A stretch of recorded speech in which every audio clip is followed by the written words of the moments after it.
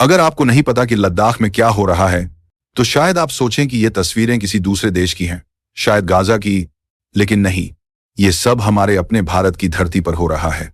उस लद्दाख में जिसे शांति की धरती कहा जाता है, वो लद्दाख जहां के लोग मुस्कुराकर हर अजनबी को गले लगाते हैं, आज वहीं के लोग सड़कों पर उतर आए हैं, आगजनी कर रहे हैं, क्योंकि अब उनकी आवाज कोई नहीं सुन रहा। 6 साल तक, हाँ पूरे 6 साल तक सोनम वांगचुक और हजारों लोग शांति से प्रदर्शन करते रहे। आज मेन इंडी, न हिंसा न नफरत, सिर्फ अपने अधिकारों की मांग। लेकिन जब कान बंद हो जाएं, जब मीडिया मौन हो जाए, जब दिल्ली से सिर्फ आदेश आए, संवाद नहीं, तो फिर शांत पहाड़ भी गरज उठते हैं।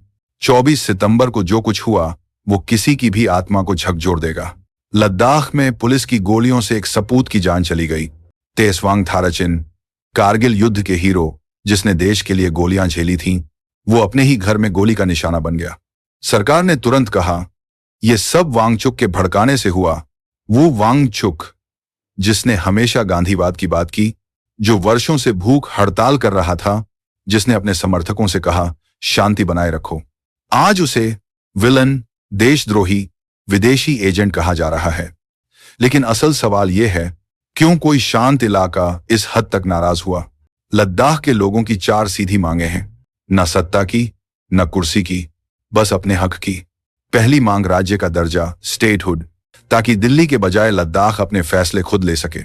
दूसरी मांग 6ठी अनुसूची 6 स्केड्यूल डी, क्योंकि 97% आबादी आदिवासी है, उन्हें अपने जमीन, जंगल और संस्कृति पर अधिकार चाहिए।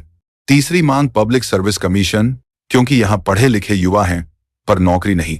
और चौथी संसद में अधिक प्रतिनिधित्व, क्योंकि इतनी रणनीतिक जगह के लिए एक सांसद काफी नहीं। लेकिन जवाब क्या मिला? चुप्पी, बयानबाजी और अब गोलियां। सरकार कहती है सब कुछ नियंत्रण में है, पर सच्चाई यह है कि जनता का भरोसा नियंत्रण में नहीं रहा। क्योंकि जब लोकतंत्र में संवाद खत्म हो जाए तो लोकतंत्र की आत्मा भी घायल हो जाती है। आज लद्दाख के लोग वही महसूस कर रहे हैं जो कभी कश्मीरियों ने किया था, अलगाव, अनसुना किया जाना और प्रचार के नीचे दब जाना। और अगर हम चुप रहे तो कल ये कहानी किसी और सीमा पर दोहराई जाएगी।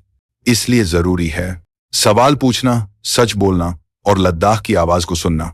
क्योंकि लद्दाख सिर्फ बर्फ की वादियां नहीं है, वो हमारे देश का माथा है। और अगर माथा झुक जाए तो देश की गरिमा भी झुक जाती है।